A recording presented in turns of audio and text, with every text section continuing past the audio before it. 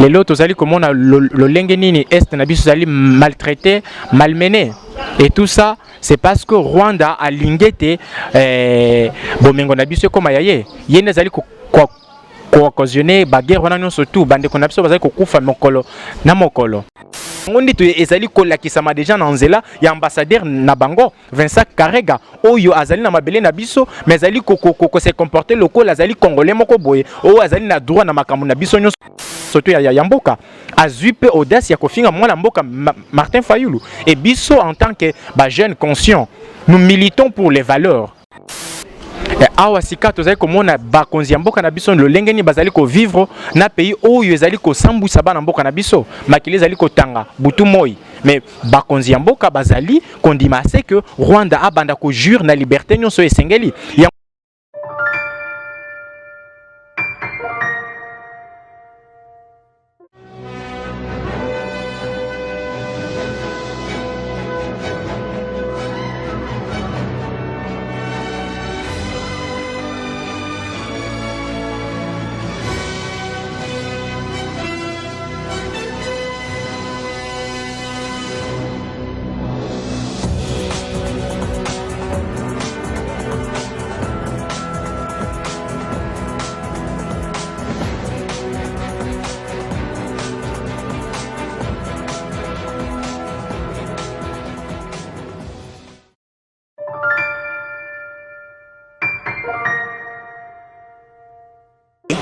Mbote ndiko journaliste.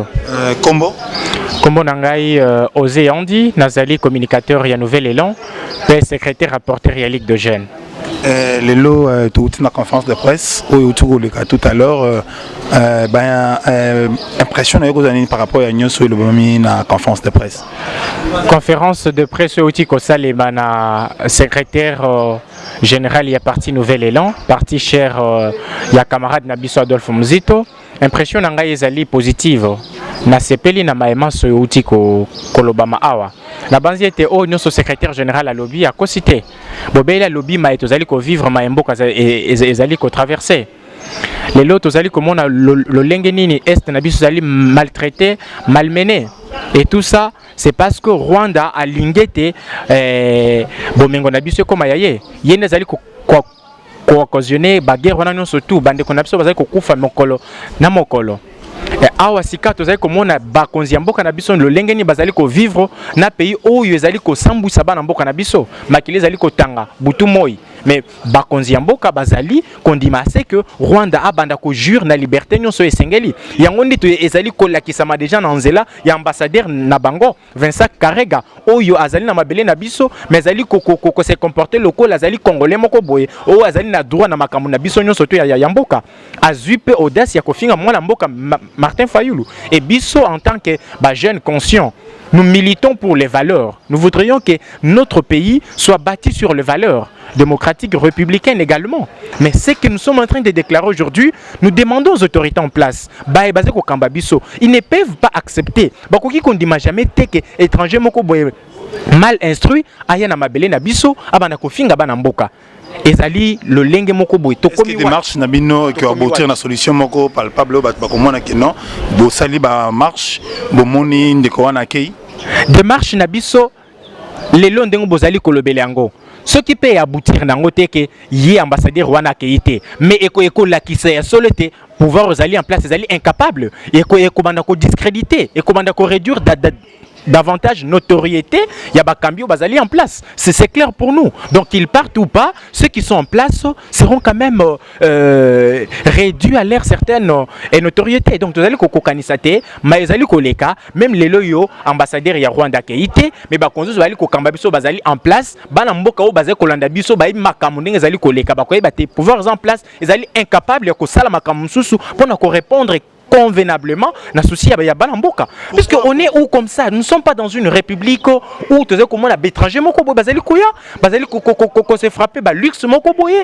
ko take banamboka na ndenge balingi non to lingi république ya bongote mabele ya Congo ezali bobele mabele ya ba congolais. Le Congo appartient aux Congolais. Le Congo n'appartient pas aux Rwandais. Nous disons non à l'ingérence, on a nion surtout. Et nous allons continuer notre lutte à exiger le départ. Il y a moi Namboka Vincent Karega akende azonge pa ina bango azali impoli azali mal instruit akoki jamais ko tenir ba propos discourtois na mona mboka Martin Fayoulou. Pourquoi na politique en fait en général ni bao bazana opposition ni bao bazoko diriger ni bao bo s'intéresser na ba question de développement hein pourquoi les questions politiques bozalaka chaud hein les loba tobako ke mama na ville à Kinshasa transport n'en parlons même pas là les questions là n'est pas vraiment au cœur ou soit na bolobaka question wana ya ambassadeur rwandais à répondre bo commission monene pourquoi ba question de développement voilà ndeko journaliste na baeba so bazali kolanda biso na koloba ke fo ebake la nation est régie sur ce qu'on appelle les plans politiques. Nous sommes régis d'abord sur les plans politiques et non sur les plans religieux autres. Dès que les attendez, je viens. Naza ko répondre à la question. Na lingala, OK. Nazo français à moi mon boulot. OK, naza ko ya no lango na lingala. Bobele il faut ba na mboka baeba te les loyo mai pasi ya mai pasi ya lipa pasi ya courant c'est dû à quoi? C'est dû na makambu ya politique. Dès que la situation politique sera résolue, c'est alors que Oyo Nyons tozali ko vivre vous allez résolu.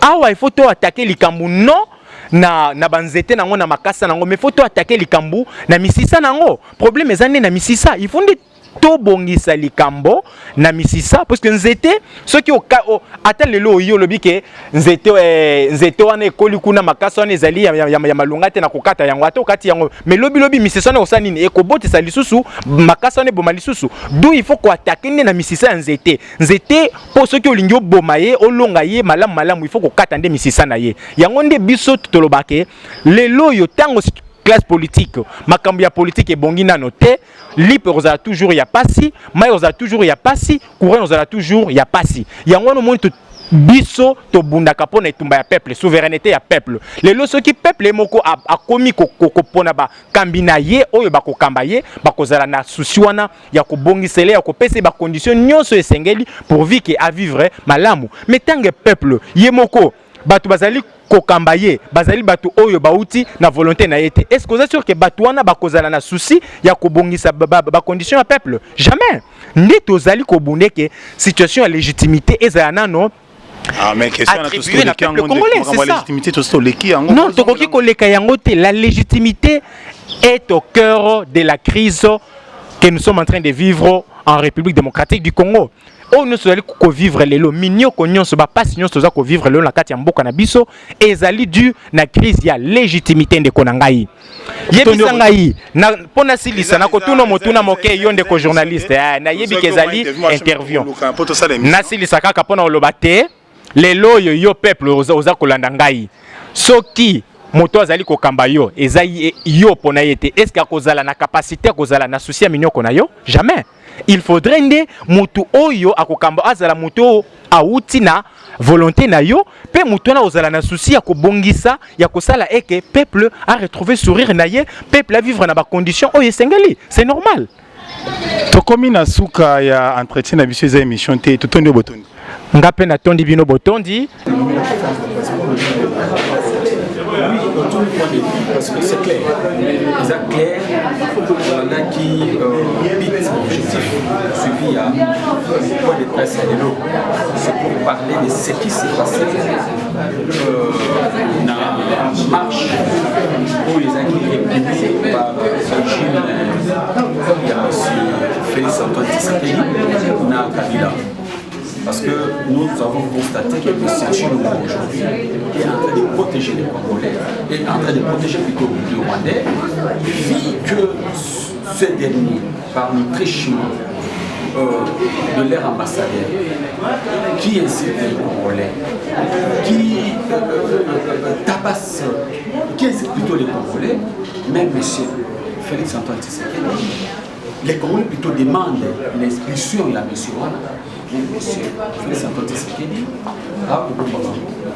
au juste qu'est-ce que nous voyons? Nous voyons que nous sommes commandés par le Bétabiso, par le Bangabiso, moi j'étais juste derrière le Prince Penge, c'était pas les qui ont attendu parce que ce sont eux tant que nous bima na mutuka type mon besoin na ciment alors non mon France c'était ngoli ba okazi j'étais en train de partir là où j'étais alors petit là on va ça na ngai tant que type mon na ciment là izuya ya PC maramu ba benda na zana pasi ya benda ngana ba kota na kata na makasi na tutani au na ciment et ça na passe alors ça fait que le chauffeur a l'eau. Donc voilà un peu comment est caractérisé le populisme politique. C'est pourquoi nous là, nous les battons, nous ticatons, nous défendre l'honneur de la Congolais, la dignité de la Congolais, la valeur. Et dans des jours à venir, donc vous allez défendre le ministère des Affaires étrangères.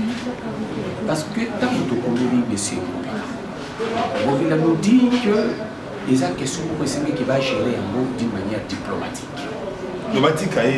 Donc, d'une manière diplomatique, il faut gérer un mot d'une manière diplomatique. Donc, il faut autoriser marche ou en. C'est pourquoi nous disons, comme le pouvoir de l'institution est en train de protéger ces messieurs-là qui devaient être refoulés en République démocratique du Congo. Comme ça, nous, on va partir de ça, plutôt au ministère des Affaires étrangères, pour qu'il va bénir dans sol. Parce que tout le monde a que nous a ligne pour finir Congolais. Parce que il y a eu mort Kassi qui va pouvoir. Mais plusieurs mots. Voilà cet ambassadeur qui dit non, il n'y a eu qu'un seul Congolais. C'est une insulte quand même. C'est une insulte. Donc ce sont des choses que nous ne pouvons pas accepter, nous ne pouvons pas tolérer. Donc petit cadet jusqu'à ce qu'on va refouler cet ambassadeur-là du sol congolais. Et nous demandons à notre peuple d'être prêt. Parce que dans des jours à venir, on va leur indiquer le jour et l'heure et Bissau se devant le ministère des Affaires étrangères pour demander pas l'ambassadeur de la sol. De Michel Mangala, Kabila commune à Dubaï, tout la mousse naza, à qui ça va faire naé, va cop naé, na vrai boule, dentro do Bana Kisasa. Bino na la Muka. Kabila à Key Dubaï. Pour le moment, on a média quand on a Kabila. Mais là, on change ce Congo, aussi comme ambassadeur rwandais et comique. Est-ce que tu vas te évoluer quand bon entre-temps, Maï Zobi Maté na Kishasa. N'allez pas côté au fond de la Matba, que maman est fort. Moni, Maï Zobi Maté, Obi Ngal la Sokoli demi cantine à Maï. Bon, s'intéresser dans notre thème. J'ai compris votre sens à la question. Oui, oui. Si quoi, tu peux faire quand bon on a vu bon on a Mokaou, on a comprendre de sens à la question au moment que ça n'a pas ici. Écoutez, mais c'est Kabila qui est Dubaï. Il y a le va dire qu'il y a Kimi. S'il vous plaît. S'il vous plaît. S'il vous plaît, monsieur.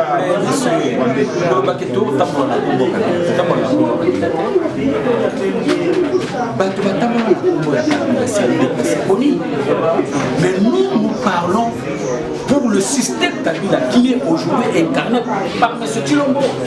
Alors, départ, il y a M. Kabila à Dubaï. Il y a M. Kabila qui est accueilli. Non. M. Kabila est parti avec cette invitation parce qu'il va inviter le président de la République. Je ne suis pas son porte-parole. Parce qu'il faut tout la confusion. Tout moment, peuple. Mais la vérité n'est pas là.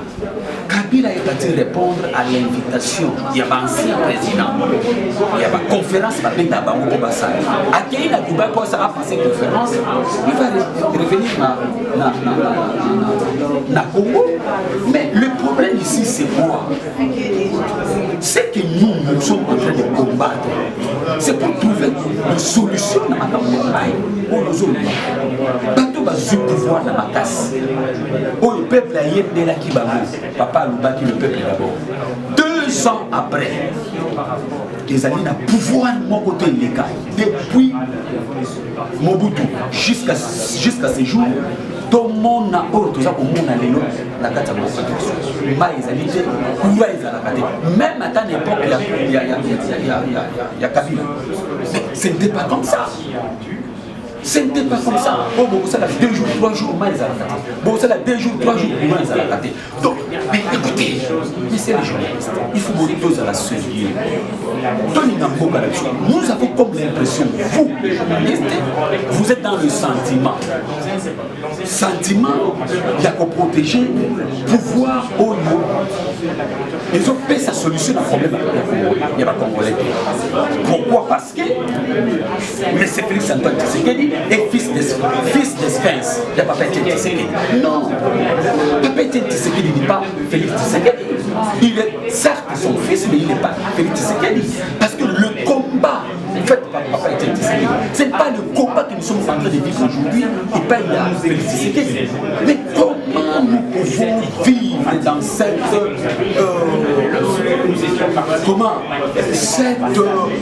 acceptons cette souffrance. Pourquoi? Parce que c'est le fils de Papa Etienne Tshisekedi. Mais par contre, nous souffrons. Au lieu que vous, les journalistes, vous dénoncez vous savez aujourd'hui, là, au moment où je suis en train de vous parler, vous savez qu'on a tué l'ambassadeur italien dans l'Est de la République du Congo, mais sous pouvoir de monsieur Félix Antoine Tshisekedi. Mais vous n'allez pas parler de ça, vous les journalistes. Mais si c'était Kabila, mais on devait commencer à dire des choses. Mais soyons sérieux. Soyons sérieux. Nous sommes après 2 ans. Il y a gestion par la force de l'État. Qu'est-ce qui a changé aujourd'hui? Comme si ça vous intéresse. Ce qui vous intéresse, c'est la Mouka. Ce qui vous intéresse, la Mouka n'a pas les discours. Quel discours? Tout ce qui se passe aujourd'hui, prenez nos émissions. Nous n'avons pas dénoncé ça. Nous n'avons pas dit ça. Mais comment nous pouvons soutenir l'insoutenable? De l'autre côté, notre peuple souffre. De l'autre côté, les analphabètes n'ont pas d'insécurité. Les fonctionnaires sont mal payés. Ils bourrent les habités, mal les habités. Mais dans le but, tout ça qu'on dit là, donc vous là pour changer le système, mais il y a M. Kabila qui continue pour que tout mettre son système pour le peuple, souveraineté, et c'est lui qui est pour qu'il y a pour vivre la démocratie, la Katamboka, pour vivre le tas des lois, la Katamboka, pour vivre le régime encore la paix, la Katamboka, la mission. C'est ça notre combat, c'est ça le combat de la Mouka. Mais pourquoi nous disons des choses, mais vous faites ce qu'on dit, le sourd d'oreille. Les sourds d'oreille. Pour essayer pour accompagner le pouvoir qui ne donne pas de solution au problème des Congolais. Tu sais que je suis en train de... C'est étonnant ce que je suis en train de dire. Donc les gens vous dire, pour les dire que le régime de l'essai Félix Antoine Tshisekedi travaille bien. Le régime des OP, ça va ministère de la Congolais. Le régime de sécurité dans le social, les a bien, beaucoup ça bien, donc vous voulez dire ça, dans le régime de sécurité, vous vivez de souffrance, et pauvreté, là, c'est pas Congolais. Non, c'est un Michel Mangala, moi, entretien avec les questions sur tout ça. Les polémiques des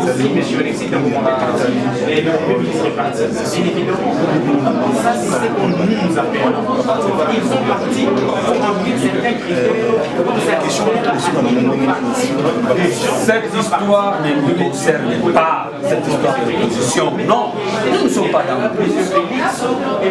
Nous avons gagné les élections dans ces pays.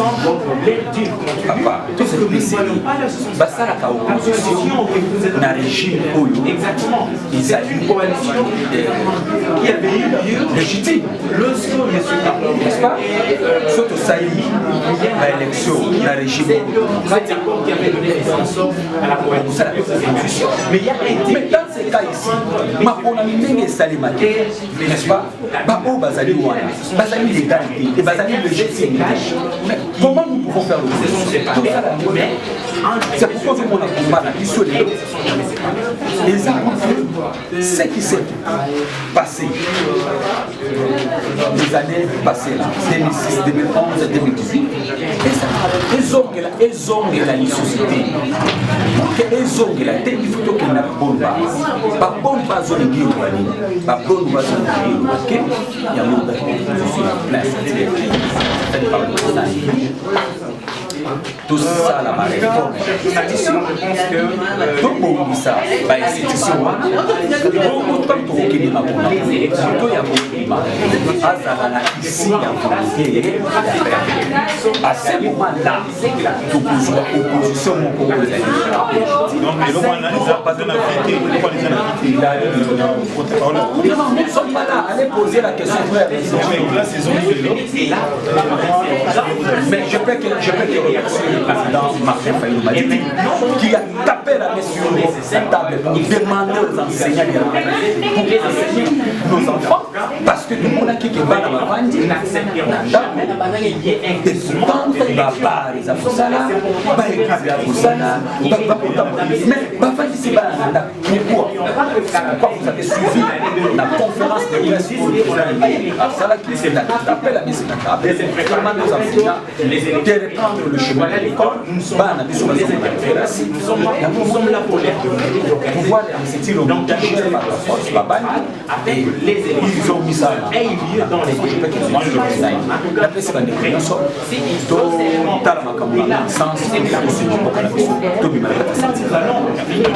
merci